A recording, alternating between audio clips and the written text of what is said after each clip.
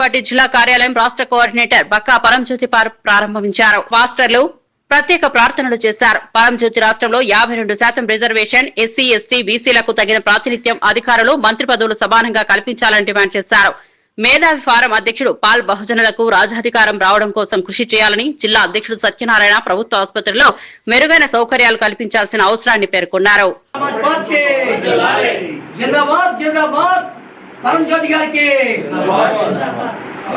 మరి ఇక్కడ ఎమ్మెల్యేలు ఎక్కువైనప్పుడు కూడా ఎస్సీ ఎస్టీ మంత్రివర్గంలో ఎస్సీ ఎస్టీలకి అన్యాయం జరుగుతుంది.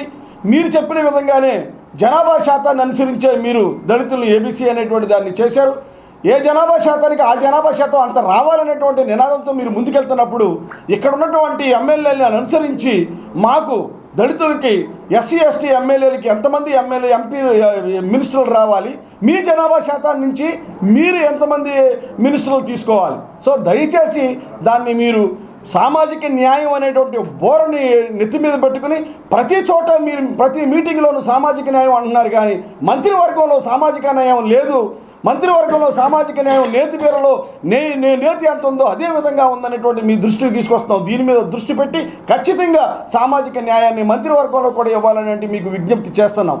అదేవిధంగా మరి మీరు సూపర్ 6 అని చెప్పినటువంటి నిరుద్యోగ భృతిని ఇస్తామన్నారు. ఈ రోజున ఎంతోమంది నిరుద్యోగులు మిమ్మల్ని నమ్మి ఓట్లేశారు, మీకు అధికారం చెప్పారు. కాబట్టి మీరు వారికి ఇచ్చినటువంటి ప్రమాణాన్ని బట్టి కానీ మీరు నిజంగా దాని మీద రీసెర్చ్ చేసి స్టడీ చేసి అన్ని విశ్వవిద్యాలయాల్లో ఖాళీగా ఉన్నటువంటి అధ్యాపక పోస్టులను నింపి నాణ్యమైన విద్యని బహుజనులకు అందించాలని ఈ వేదిక ద్వారా మీకు విజ్ఞప్తి చేస్తున్నాం.